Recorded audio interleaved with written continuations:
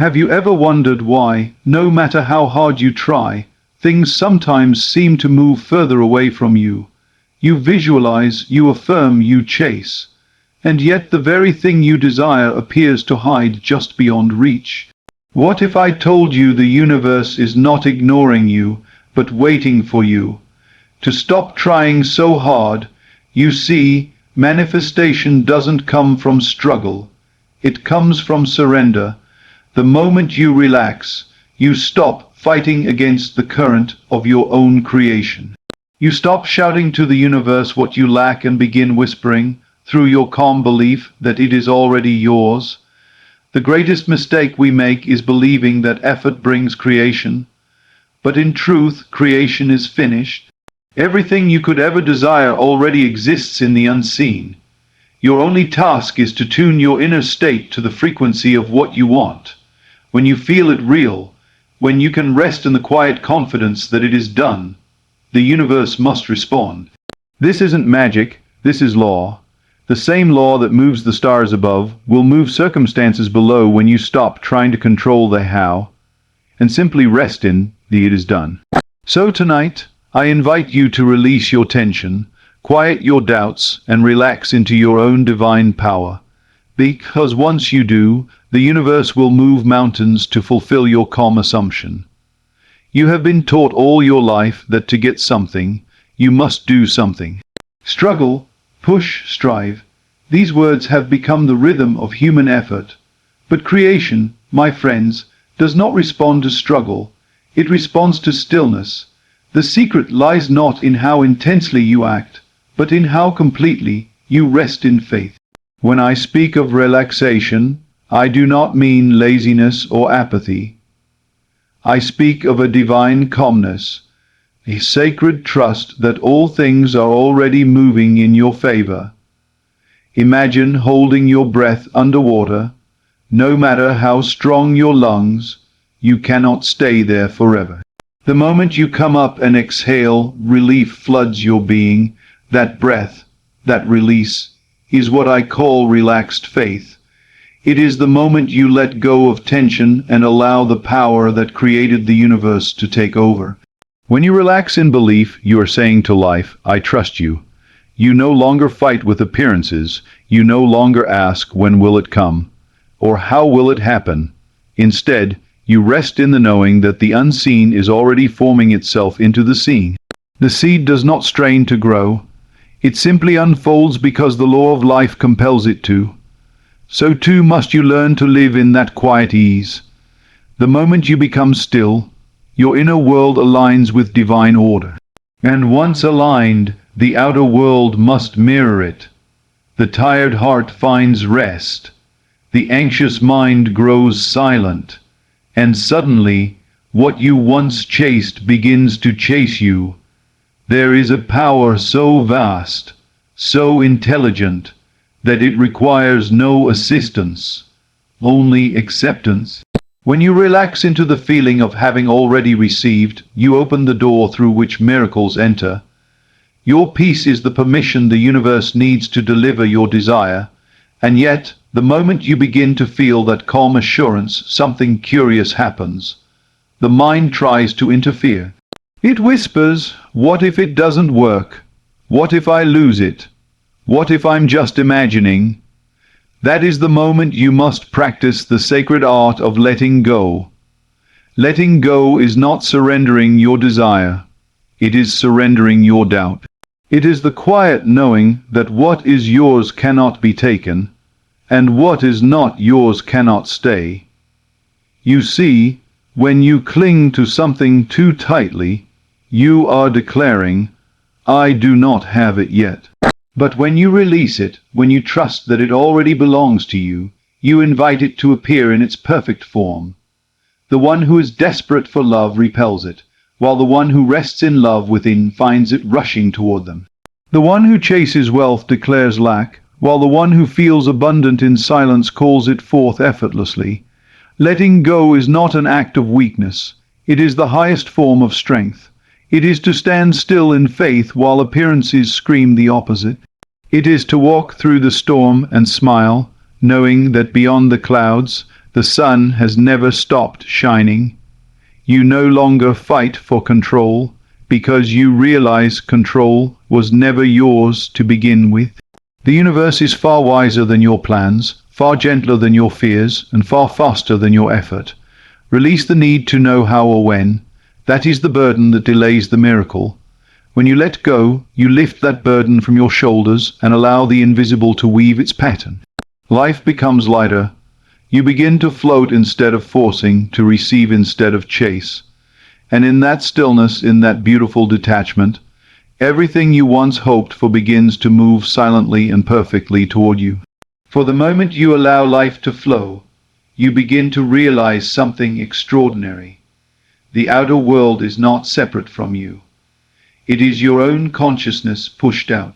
Every face you meet, every event that unfolds, every opportunity that knocks or closes, all of it springs from the invisible garden of your inner state. You may think the world is acting upon you, but in truth, it is responding to you. When you look around and see limitation, rejection, or delay, do not condemn the world. It is only a reflection, a perfect mirror showing you the vibration you are holding within.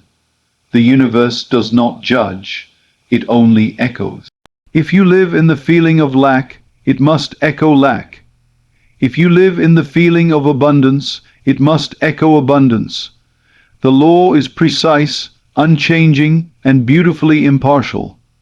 You cannot plant seeds of doubt in your imagination and expect a harvest of faith in your experience. The inner precedes the outer, thought becomes form. So the question is not when will my life change, but rather when will I change my inner state.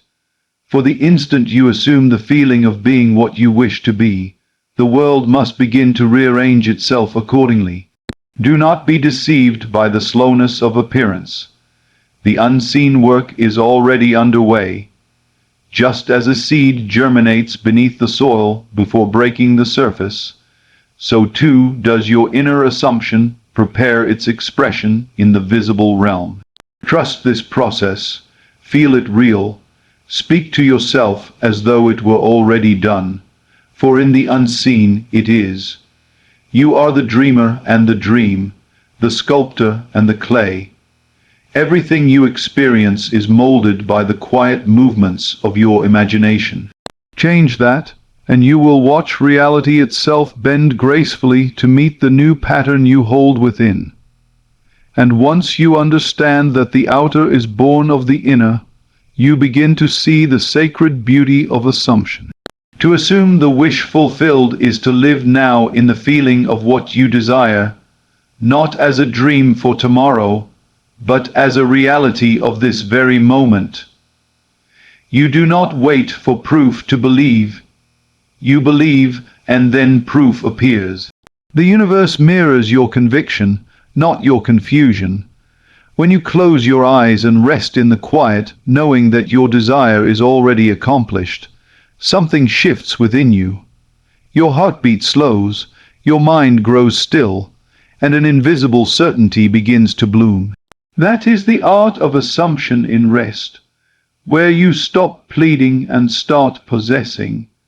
You no longer reach outward, you turn inward into the realm where all creation begins. This inner act requires no strain. In fact, it thrives in stillness. When you enter that drowsy, peaceful state between waking and sleep, the barriers of reason begin to dissolve. There, imagination reigns supreme. That is where you assume your new identity, where you walk, speak, and breathe as the person who already has what they desire. And though the world may not yet reflect it, the pattern is set. The unseen has received its command. You must not force this feeling, you must allow it. It is a gentle acceptance, not a desperate affirmation. The difference is subtle but profound. One comes from effort, the other from faith. One declares lack, the other declares fulfillment. When you can sit in silence and smile, feeling the quiet joy of completion, you have entered the state of creation itself. And soon, without struggle, without chase, the outer world begins to mold itself into the image you've already accepted within. Life bends to your rest, not your restlessness. The assumption, once felt as real, must clothe itself in fact. For it is not the words you speak that move creation. It is the vibration you hold. The universe does not respond to the sound of your voice. It responds to the tone of your feeling.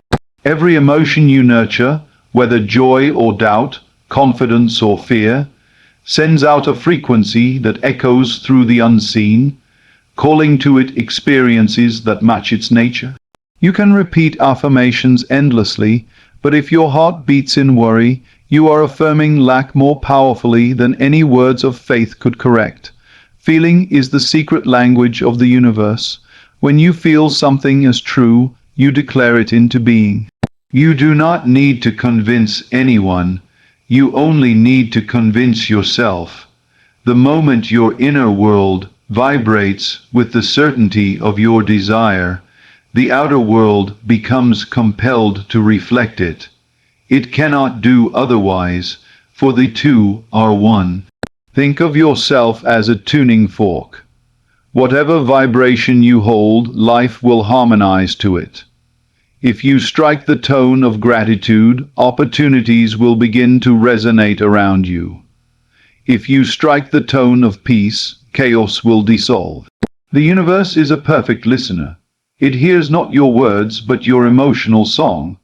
This is why the restless seeker delays their own manifestation.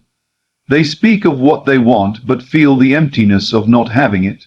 They pray for change, but dwell emotionally in the same old state. But when you shift your feeling, when you inwardly rest in the calm joy of already possessing your desire, you have changed everything. The unseen has heard you. You do not have to beg the universe to act.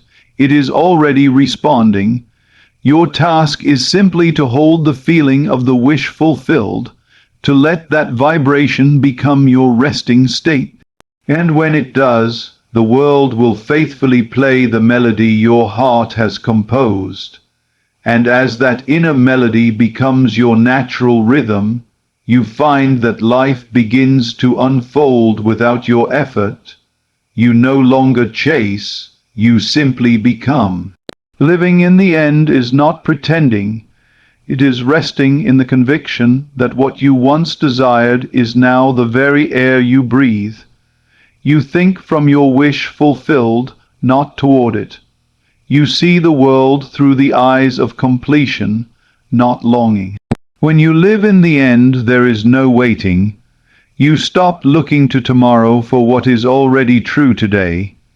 You wake in the morning with gratitude, not for what will come, but for what is.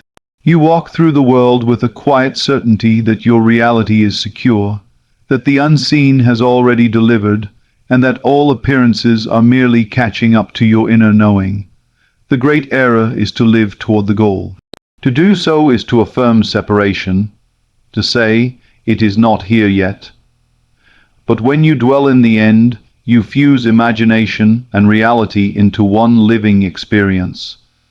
The outer must then rearrange itself to match the inner picture. The law of life has no choice but to reflect your state of being. You cannot live in fear and expect peace, nor live in doubt and expect faith. You must dare to feel now what you wish to feel forever. Let that feeling fill you so completely that no circumstance can shake it. Even if the evidence around you seems unchanged, hold firm in the inner conviction that it is done. For that unseen knowing carries the creative power that forms worlds. To live in the end is to walk as though the promise were already kept. It is the stillness after the storm, the calm assurance that the harvest has already been planted in eternity, and all that remains is for it to bloom in time.